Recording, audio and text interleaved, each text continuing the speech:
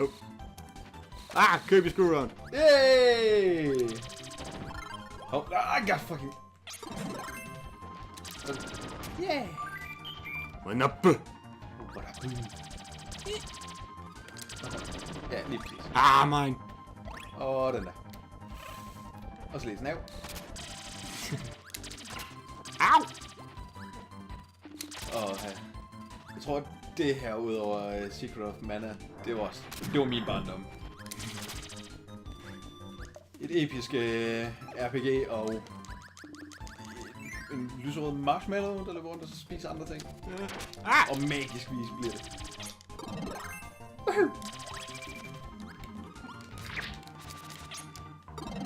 Huh? Så er sort man. Det lyder som sådan en fortabt Mega Man-skurk. Sword Man. Sword Man. Det værste er, at jeg har næsten på fornemmelsen, at det eksisterer. Det siger mig et eller andet Sword Man. Men det blev jo også bare tåbeligt. Ja. Var det 9 eller 10, hvor de havde Sheepman? Jeg tror faktisk, det var 9. Why? Sheepman. Altså... Ah! Oj! Sådan der. Special power! Åh gud. Der var en Swordman.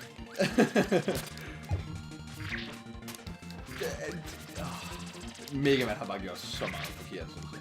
I hvert fald sådan i de sådan senere år. Hvor Capcom også ville sådan kendes ved ham.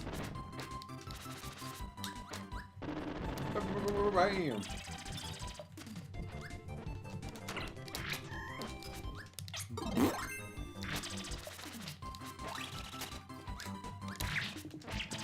Sleeping Panda.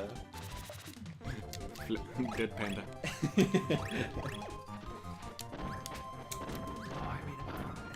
Nej, det er ikke Panda. Der er så mega mange underlige power-ups her, nemlig.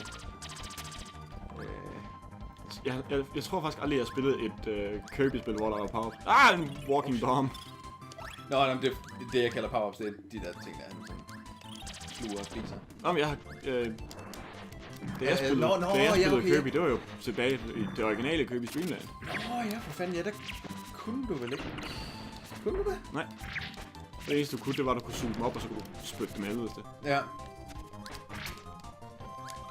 For jeg ved, her i der, for eksempel ham der, vi lige har slås mod, kan blive til en, hvor du så laver mad ud af alle fjenderne. Okay.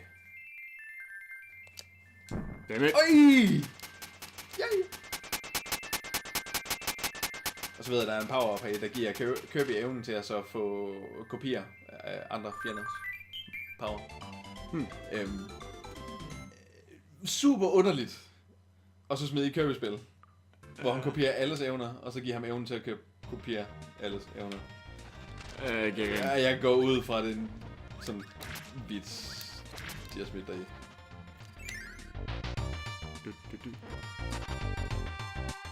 Men min absolut favorit, det er mikrofonen. Sej. Flyver op langs loftet. Au! Okay. Ja. Det var det runde, det skulle være til for. Det var bare en lille arena. Se om vi kan komme herned. Ja. Der er sådan en sten. Det var. Ja, der var sådan en sten med. Hvad nu det her, det er med? Sorry, ninja. Haha.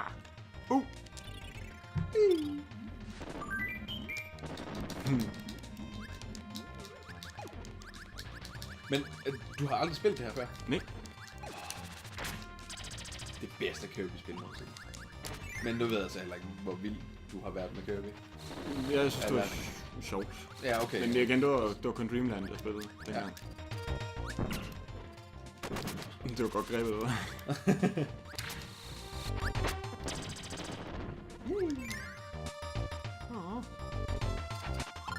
For fuck's sake.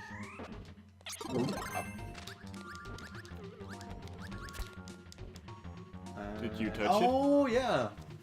Hemmelig bane. Tiny secret.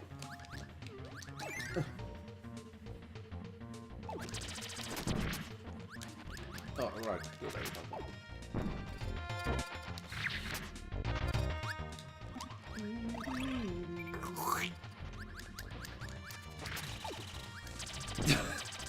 Oh wow, jeg greb rent faktisk hans projectile. Grapplede den. Ja. Min absolut sådan største sådan bane fra sådan Fuck. Old school gaming. Baner, der styrer det tempo, du skal gå i. Ja. Husk i Varioland. Ja. De var storslemme, de baner, der var der i. I need it. Det var så ikke lige... Jeg tror... Jo, Varioland, det har jeg spillet over. Ja, men der var seriøst de her baner, hvor man simpelthen bare...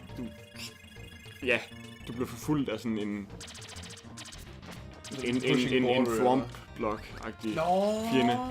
Ja. Jeg hader det. Jeg hader spil, som der enten tvinger mig til, og så kører jeg i et bestemt tempo, eller også beder mig om at så vente. Fordi det giver ikke nogen mening, fordi der er jo tid på i forvejen, så hvorfor fanden skal man så stresse endnu mere? Ja, lige præcis.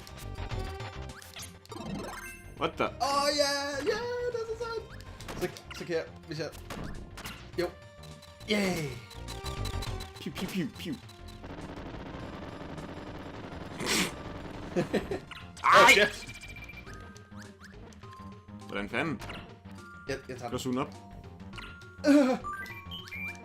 Sådan der. Sådan der.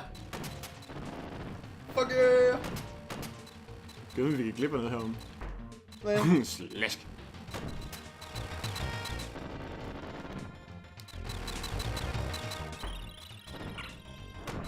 Det var ikke fedt, det der. Lige en hammer dude. Jeg vil gerne have hans våben. Okay, jeg smider lige sådan en her. Jeg ved ikke, hvis du ikke vil være i hjulet, så skal du ikke løbe ind i den der. Hvis jeg ikke vil være i hjulet, så skal jeg ikke løbe ind i den. Ja, men den er væk nu. Ja. Det er bare alt hvad jeg sådan discarder, det hvis du rører ved det, så ændrer du det over til det, jeg har smidt. Oh ja. Sådan der. Det var ikke særlig sødt, det der. Jeg kan ikke ramme den. Flot. Okay. Det var faktisk sådan rimelig sådan neck and neck, det der. Ja. Come on.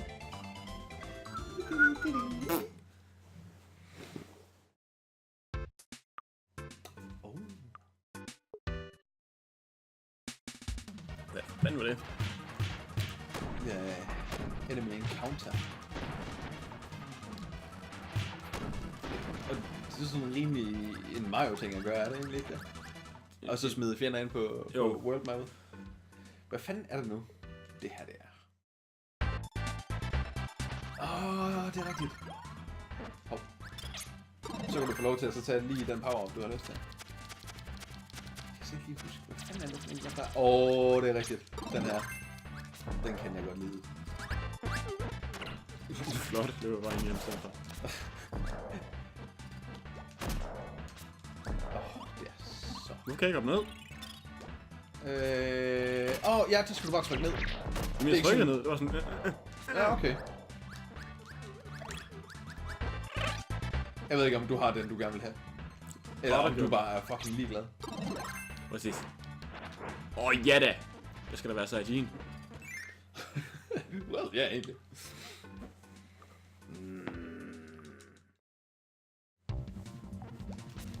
Hey! Brother from another mother. Yeah.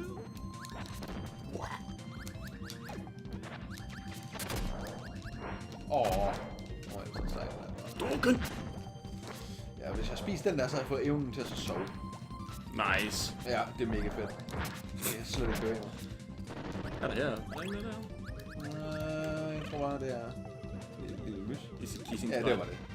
Det er en snævekron.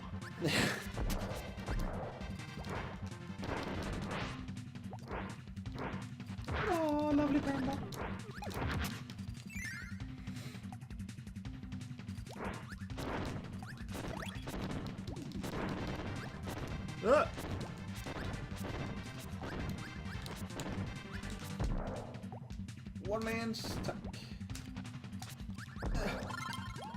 For fuck's sake, jeg blev ved med at tage om den knap. Yay! Det er fedt nok.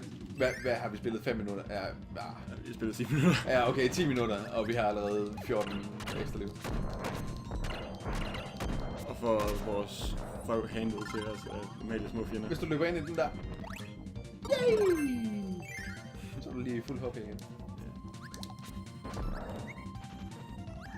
No good. Åh. Damn it.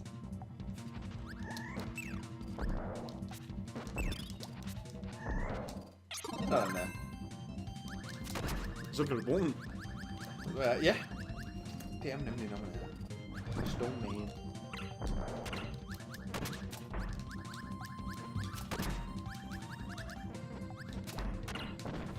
Så din power lige nu er at blive super tung. Ja. Hey. Oh. Oh yeah. The buffness. Men fuck, jeg hader den her power. Den sucks. Oh.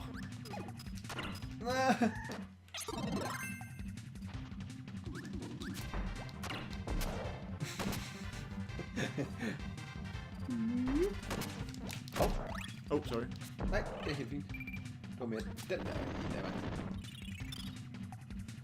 Hvad fanden blev den lige før hen til? Oh, right, okay. Hvorfor bliver jeg ved med? Sådan der. Død. Yes.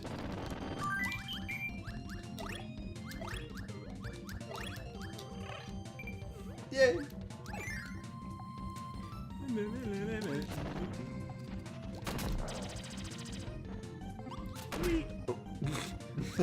Det kunne bare blive til alt. Taget i betragtning af, at jeg bare havde den her power pair, så hvorfor jeg ikke får andre. Au! Det er fandme. Jeg går bare lige videre. Ja, det betyder fint. Den der vil jeg have. Det var faktisk rimelig godt, der er det der. Det er det, jeg kan. Jeg skal lige se bort fra det lige før. Ja. Nu er det.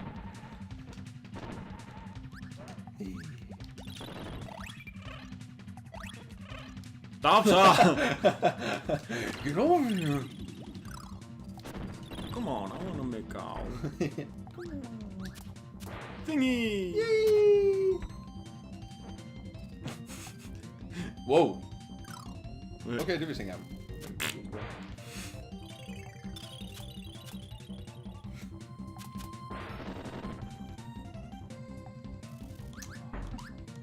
Jeg elsker det spil der.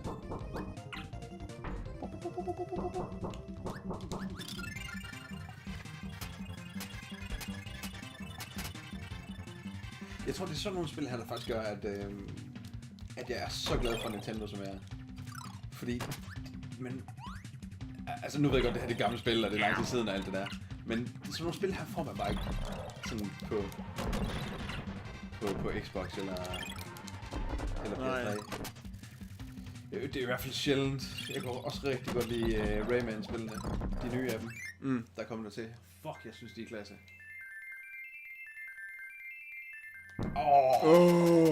Fuck, det er bra.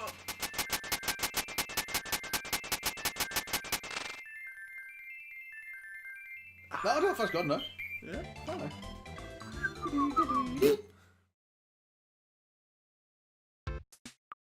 Jamen, så er vi jo faktisk næsten gennemført spillet nu.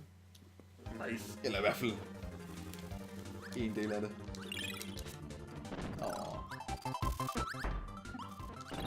Jeg tror faktisk, det havde været smartere af mig at snuppe ham. Jeg tror snart, der kommer et stykke, hvor man kan bruge ham nemlig. Regner bare bomber. Skal vi prøve hernede? Okay. Hvad? Okay, du kan smadre fjenderne ved at nægte dem skal. Det havde Kirby and the Gang åbenbart lært før eller andre. Thingy!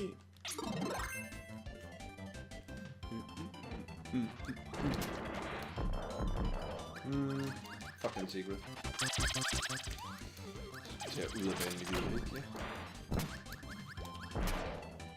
Men er den ikke også awesome, den der, du er? Jo. Jeg synes bare, den virker til det hele. Oh, wait, der var hammeren sådan set. Prøv lige at prøve at se, hvad der er dernede, så.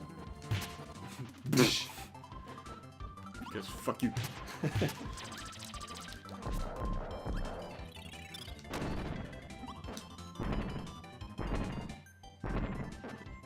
Sådan en shortcut op til, hvor vi var før. Yeah, pretty much. Eller... okay. Pretty much, ja. Yeah. Til flere ekstra liv. Som vi jo desperat har brug for her i anden sidste bane af spillet. What? Det var derfor, jeg ikke kunne gøre noget. Jamen, jeg troede, vi begge to var inde. Hvor fanden er jeg henne? Undskyld, det var bare vejen der de spurgte lidt. Hvad gør den? Noget her?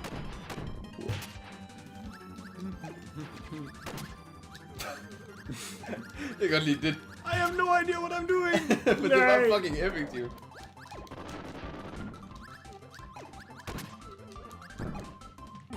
Det æder med effektivt, det der bare fucking... Det er lortet, den skal. Nej. Jeg kan godt bruge noget liv. Det kan du sådan set også. Ja, det kan vi så. Den skal jeg have.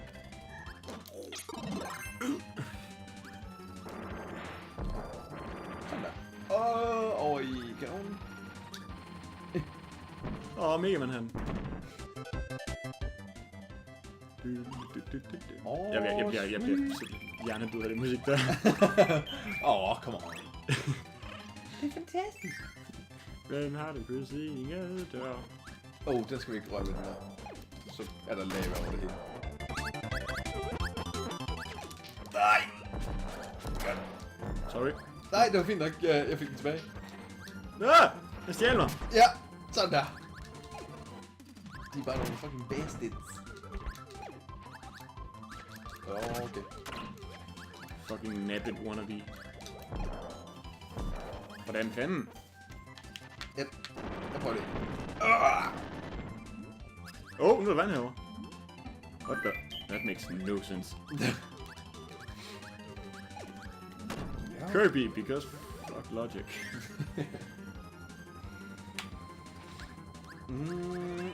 Ja tak.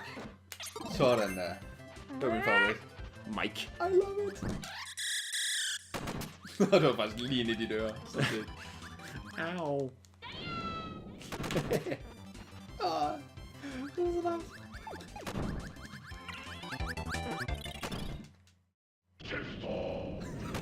Sister. Ja, det er den bedste. It makes me so happy. Kom nu. Det er dig.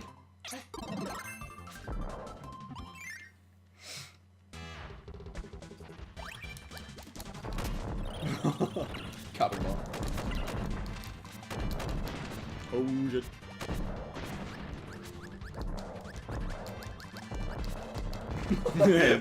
Går fuldstændig amok. Destroy shit. Nanners!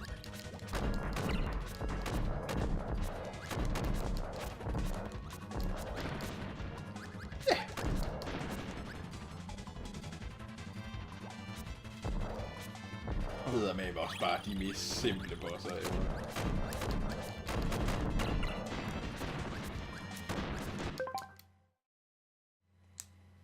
Der var mig. Ja. Så mener jeg faktisk, at vi er kommet til sidste bane nu.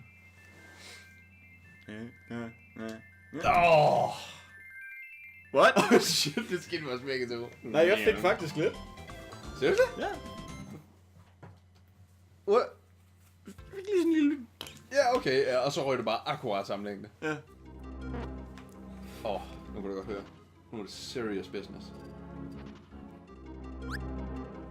Fucking serious business. Jeg har det godt med, hvad jeg har. Hvem er dig? I'm good. Fuck. Og så smider han bare. Jeg ved ikke, om det er sådan, du ved, det er når du har lidt kvalme, og du sådan kaster op igen, om det var det, jeg sådan laver med Kirby-versionen.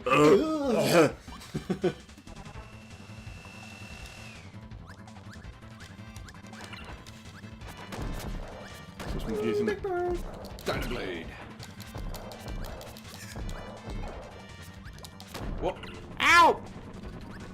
Ja, den kan fucking messe ens shit. Så skal jeg nok.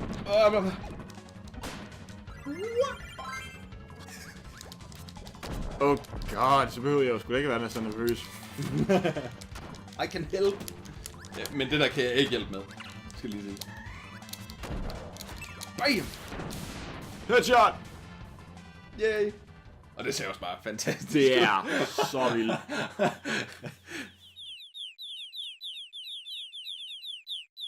Don't kill him! Så skubber han den ud over kanten. Off the edge. Nej. De skal have med. Here, tree, eat. Så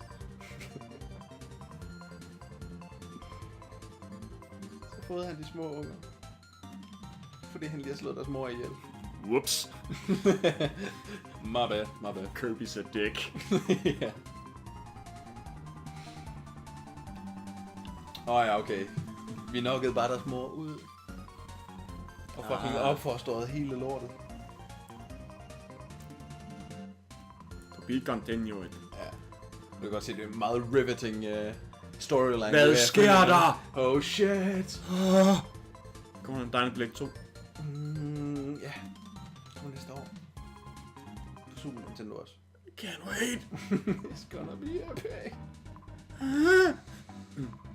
Revenge of Meta Knight. Yeah. Men der var lige lidt Kirby.